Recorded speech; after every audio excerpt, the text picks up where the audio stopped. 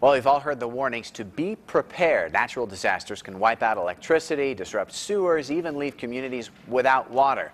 And that's what's happening in a rural town in Bingham County.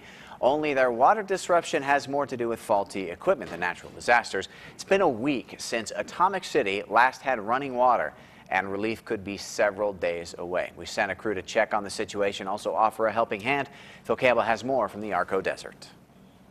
It sounds like something from a movie. A small isolated desert town loses their water supply and no one knows exactly when they will get it back.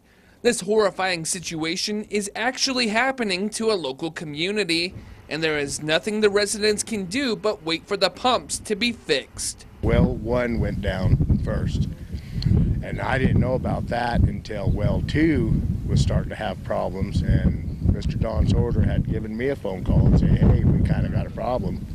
Wanted my opinion on it, so I come over and helped him that night. And that was exactly probably about 7 days ago. This would be like almost the 8th day, if I remember correctly, but excuse me. But that's when we realized we were in trouble. It's been a week since Atomic City last had water, and nobody knows for sure when the water will be restored. It could be 2 days, it could be 2 months, but the morale has remained strong, and Atomic City has actually become closer because of it. It's been stressful. It's been that, and it does make you appreciate who your neighbors are, because we've all had to work together on it, and there was no question about it. We had to do it. I'll tell you what, the town has really pulled together. The morale has been really outstanding for the way it could have been. After hearing the calls from a few of the residents, we knew we needed to do something. Only we didn't want to just show up and do a news story. We wanted to help, and we knew exactly where to start. You know, it's just a great cause. You know, it's all about friends and neighbors and being part of the community, and when there's a need, Costco's there. Between us and Costco, we were able to load 3 of our news cars with bottled water. In all, over 2,100 bottles were loaded into the cars, and we hit the road to Atomic City.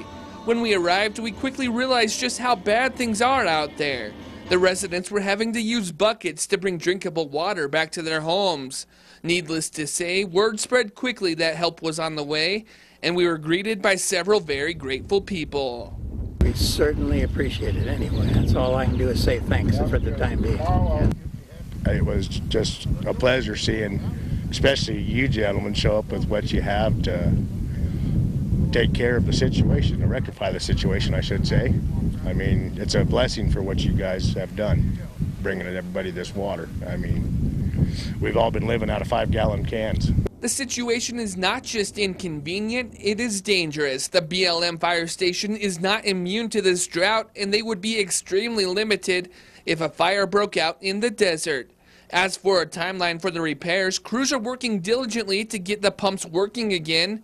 But before the drinking water is restored, the tanks must be sanitized and drained, and that process could take several days to complete. Reporting from Atomic City, Phil Campbell, KPVI News 6. Hey, again, thanks to Costco for helping us take that water out to the people in Atomic City, and hopefully you get that situation resolved shortly. We'll let you know when they do.